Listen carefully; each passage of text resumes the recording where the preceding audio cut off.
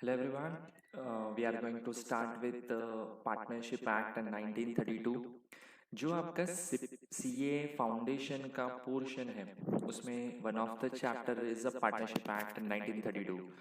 ये जो चैप्टर है ना, मैं फर्स्ट इसके लिए ये स्टार्ट कर रहा हूँ बिकॉज ये थोड़ा एक बेसिक और सबसे इजी चैप्टर है, तो एक अंडरस्टैंडिंग आ जाएगा आपको बहुत, और एक सब्जेक्ट में आप थोड़ा फैमिलियर हो जाओगे, then we will go for some difficult topics. Okay, so partnership act में सबसे पहले क्या चीज़ है वो मैं आपको थोड़ा हाईलाइट दे देता हूँ। जैसे कि हम लोग ने ट्वेल्थ में ओसी पढ़ा था जिसके अंदर sole trading, partnership, Hindu undivided family, company, ऐसे बहुत सारे टॉपिक्स थे। ठीक है, उसके अंदर जो पार्टनरशिप था ये पूरा का पूरा वही है।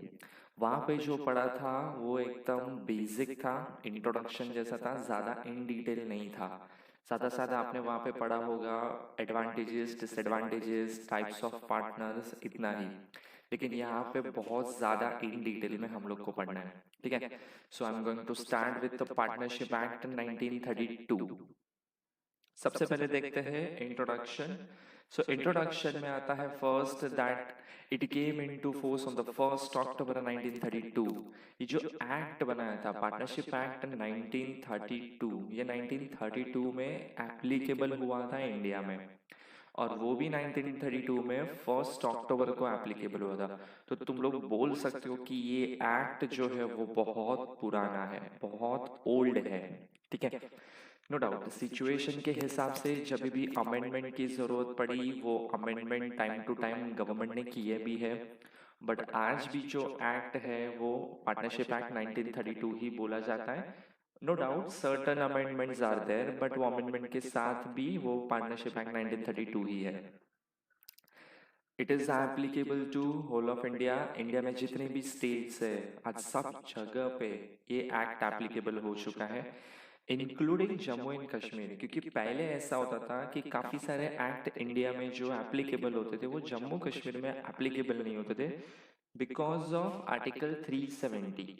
ठीक है, अब 370 जब गवर्नमेंट ऑफ इंडिया ने उसको टर्मिनेट किया, उसको हटा दिया, from that point of time सारे के सारे एक्ट जो जम्मू कश्मीर में एप्लीकेबल नहीं होते थे वो भी सारे के सारे जम्मू कश्मीर में एप्लीकेबल हो गए। Then third is prior to the passing of the act, the law of partnership was included in the chapter 11 of the Indian Contract Act। देखो ये एक्ट ना 1932 में आया। 1932 के पहले ऐसा नहीं था कि लोग पार्टनरशिप बिजनेस नहीं करते थे, लोग करते थे, बट वो टाइम पे एक्ट नहीं था। तो कौन सी चीजों को रेफर किया जाता है इन टर्म्स ऑफ लॉ, तो वो रेफर किया जाता था इंडियन कॉन्ट्रैक्ट एक्ट को।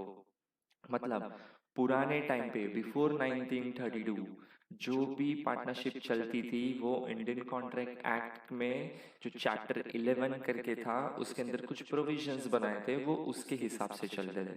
ठीक है, नेक्स्ट हम लोग मूव करते हैं वेरियस फॉर्म्स ऑफ बिजनेस।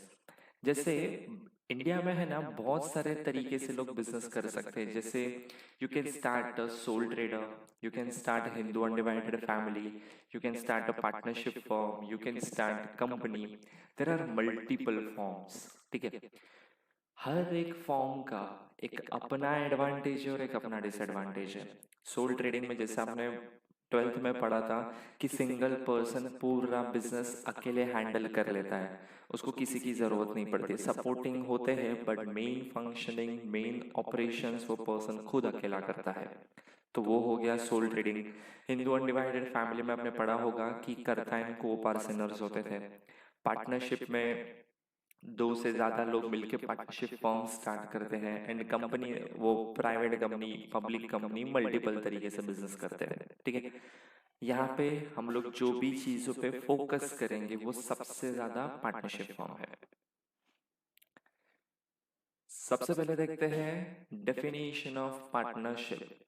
तो सेक्शन 4 जो है वो डेफिनेशन ऑफ पार्टनरशिप बताता है कि सेक्शन 4 में ऐसा लिखा है, partnership is a relation between the person who agreed to share the profit of a business carried on by all or any one of them acting for all. मतलब अगर दो या दो से ज्यादा लोग मिल के कोई बिजनेस करके प्रॉफिट शेयर करना डिसाइड करते हैं, ठीक है, तो उसको बोला जाता है कि उनके बीच में पार्टनरशिप है। लेकिन आप यहाँ जब सेकेंड लाइन देखोगे ना, share the profit of business, अभी यहाँ से देखो, carried on by all or any one of them acting for all. समझो मैंने और मेरे दो फ्रेंड्स ने मिलके पार्टनरशिप चालू की, ठीक है, तो हम लोग टोटल पार्टनर हुए 3। अब समझो अगर मैं कभी यहाँ पे अवेलेबल नहीं हूँ बिजनेस एक्टिविटी को हैंडल करने के लिए, तो मेरे 2 पार्टनर मेरे बिहाफ पे काम कर लेंगे। कल उसमें से कोई अगर नहीं है तो उसके बिहाफ पे मैं काम कर लूंगा। तो हम लोग क्या करते हैं, कैरिड ऑन बाय ऑल, जब सारे हैं तो सारे के सारे पर्सन, सारे पार्टनर्स मिलकर बिजनेस चला रहे हैं। लेकिन अगर कोई नहीं है, so any one of them acting for all, कोई नहीं है तो जो नहीं है उसके बिहाफ पे दूसरा पार्टनर उसको रिप्रेजेंट करके बिजनेस को चलाएगा। इसको बोला जाता है पार्टनरशिप। और ये लिखा कहाँ गया है, ये लिखा गया है सेक्शन 4 के अंदर, ठीक है। यहाँ पे पार्टनरशिप का मीनिंग बताया गया है। आगे अगर हम लोग देखते हैं, so definition of partnership form, तो डेफिनेशन अगर हम देखोगे, so person who have entered into partnership with one another are called individually partners. हम लोग तीनों ने मिलके बिजनेस तो चालू किया, तो हम लोग तीनों ने मिलके जो डिसाइड किया होगा, और हम लोग इंडिविजुअल्स हैं, सो हम लोग पार्टनर्स हैं। और कलेक्टिवली जब हम लोग को एक ऑर्गेनाइजेशन बनाएंगे, एक प्रॉपर लीगल तरीके से बिजनेस चालू करेंगे, रजिस्टर करेंगे, तो वो बन गया हमारा फर्म, तो वो पार्टनरशिप फॉर्म बनता है।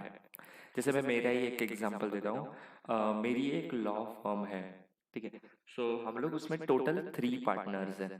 तो जब तीनों ने मिलकर डिसाइड किया था कि लीगल सर्विसेज का बिजनेस चालू करते हैं, तो हम लोग तीनों इंडिविजुअल ने ये डिसाइड किया था कि ये प्रॉफिट शेयरिंग रेशियो रखेंगे, लॉस ऐसे शेयर होगा, कैपिटल कंट्रीब्यूशन इतना होगा। ये सब जब हम लोग ने डिसाइड किया था, हम लोग इंडिविजुअल कैपेसिटी में कर रहे थे, तो हम लोग पार्टनर्स हैं। लेकिन जब कलेक्टिवली साथ में आए, कैपिटल कंट्रीब्यूट किया, लीगल तरीके से बिजनेस स्टार्ट किया, एक उसका नाम रखा, ठीक है, एक एग्रीमेंट बनाया, तो वो बन गया बाद में फर्म, तो वो पार्टनरशिप फर्म बोला जाता है। It means I can say that कि पहले पार्टनर्स आते हैं, फिर पार्टनरशिप फर्म आता है। पहले पार्टनरशिप फर्म आ गया फिर पार्टनर्स आएंगे, वैसा नहीं हो सकता। हाँ, ऐसा हो सकता है अगर कोई नया पार्टनर ऐड हो रहा है तो, बट जब बिजनेस स्टार्ट होता है, एट द स्टार्टिंग स्टेज, हमेशा पहले पार्टनर्स होंगे, उसके बाद ही हमेशा फर्म आएगा। Clear? And the name under which their business activities is carried on is called the firm name. Clear? आगे देखते हैं हम लोग पार्टनरशिप फर्म। जैसे आप यहाँ पे एक एग्जांपल डाला है मैंने, जैसे यहाँ पे एक है मिस्टर चंगू और एक है मिस्टर मंगू। ये दोनों ने मिलके एक प्रॉपर तरीके से बिजनेस स्टार्ट किया, जिसका नाम रखा misters Changu and Mangu finance association. ये एक छोटा सा पार्टनरशिप फर्म इन लोग ने चालू किया, जो फाइनेंशियल एडवाइजरी सर्विसेज दे रहे हैं लोग। तो देखो, 2 पार्टनर्स है, दोनों ने मिलकर एक प्रॉपर तरीके से बिजनेस स्टार्ट किया, तो 2 पार्टनर्स है, फिर सब कुछ डिसाइड होने के बाद उसको रजिस्टर करके एक फर्म का नाम रखा, तो वो बना पार्टनरशिप फर्म। तो पहले पार्टनर्स आए, फिर पार्टनरशिप फर्म आया। नेक्स्ट देखते हैं हम लोग एसेंशियल एलिमेंट्स ऑफ पार्टनरशिप।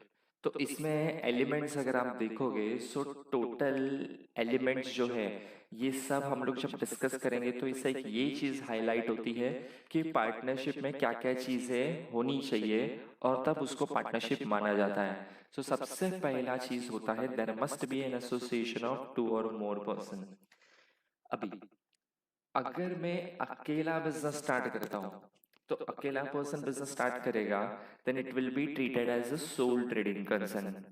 लेकिन 2 या 2 से ज्यादा लोग अगर मिलकर बिजनेस स्टार्ट करते हैं, तो उसको बोला जाता है पार्टनरशिप।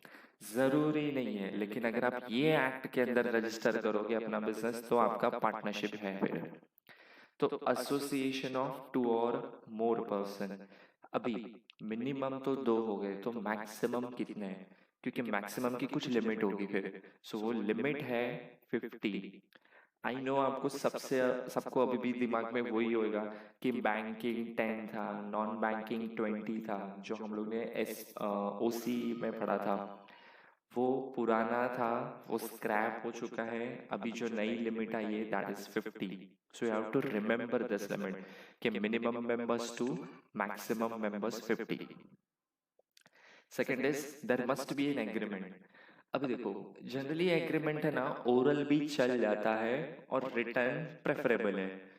अगर आप ओरल बना रहे हो तो ये सोच लो कि डिस्प्यूट होने की पॉसिबिलिटी बहुत हाई हो जाएगी। फिर कभी भी झगड़ा होगा प्रॉफिट शेयरिंग को लेके, लॉस शेयरिंग को लेके, राइट्स को लेके, ड्यूटीज को लेके। आप बोलोगे कुछ और सामने वाला बोलेगा नहीं ऐसा तो कुछ डिसाइड ही नहीं हुआ था, then it will create a lot of confusion and dispute. और एक लेवल पे वो इतना बढ़ेगा कि आपका बिजनेस बंद हो सकता है। तो इट इज ऑलवेज एडवाइजेबल कि if you are going for a partnership तो फिर हमेशा जो एग्रीमेंट बनाते हो वो रिटर्न में बना दो, वो सबसे ज्यादा सेफ है। देन थर्ड पॉइंट आता है there must be a business. अब जो भी बिजनेस करोगे वो प्रॉपर लीगल बिजनेस होना चाहिए इंडियन लॉ के हिसाब से। मैंने और मेरे फ्रेंड ने मिलकर एक पार्टनरशिप चालू किया जिसमें हम लोग ड्रग सप्लाई करते हैं। देखो, रजिस्टर तो पहले तो होगा नहीं, और चलो हम लोग अगर ये ओरली बिजनेस एक एग्रीमेंट पे चला रहे, ओरल एग्रीमेंट पे चला रहे, बट इस बिजनेस की कोई वैलिडिटी नहीं है बिकॉज मेरा बिजनेस इलीगल बिजनेस है and it can not be treated as a proper partnership. आपका बिजनेस लॉफुल बिजनेस भी होना चाहिए। Then there must be an agreement to share the profit of a business. हमेशा जब मैं पार्टनरशिप में जाऊंगा तो पार्टनरशिप में सबसे पहली चीज ये होगी कि you decide profit and loss sharing ratio. Profit and loss share करने से देखो फायदा क्या होता है कि मैं और मेरा एक फ्रेंड, हम लोग दो जन ने मिलकर बिजनेस स्टार्ट किया। हम लोग दोनों ने डिसाइड किया 50-50 रेशियो रखेंगे। 100 रुपया कमाया तो 50 तेरा 50 मेरा। 100 रुपए का लॉस हुआ तो 50 तेरा 50 मेरा, बराबर। तो आप कोई भी एक रेशियो डिसाइड कर लो, जितने पार्टनर्स हैं अकॉर्डिंगली आप रेशियो डिसाइड कर सकते हो। हम लोग दो पार्टनर हैं, we can decide ratio in this form also कि मेरा 70 उसका 30। सो प्रॉफिट हुआ मैं 70 रुपीज रखेगा वो 30 रखेगा, लॉस हुआ तो मैं 70 रुपीज पे करेगा वो 30 रुपीज पे करेगा। We can decide any ratio. And the last point is there must be an element of agency. That is, the business must be carried on by all or any one of them acting for all. सबसे बड़ा चीज यही होता है। आज लोग क्यों partnership में जाते हैं कि मैं अब अवेलेबल नहीं हूं तो मेरा पार्टनर मेरे बिहाफ पे वो बिजनेस हैंडल कर लेगा। वो अवेलेबल नहीं है तो उसके बिहाफ पे मैं हैंडल करूंगा। So we are working as an agent. हम लोग एक पार्टनर दूसरे पार्टनर के लिए एजेंट के जैसा काम करता है। इसके लिए लिखा है ना, the business must be carried on by all or any of them acting for all. ठीक है, ये बेसिक एलिमेंट्स है। ये 5 एलिमेंट्स अगर है तो समझो आपका बिजनेस पार्टनरशिप में है और आप वो पार्टनरशिप एक्ट के हिसाब से बिजनेस कर रहे हो।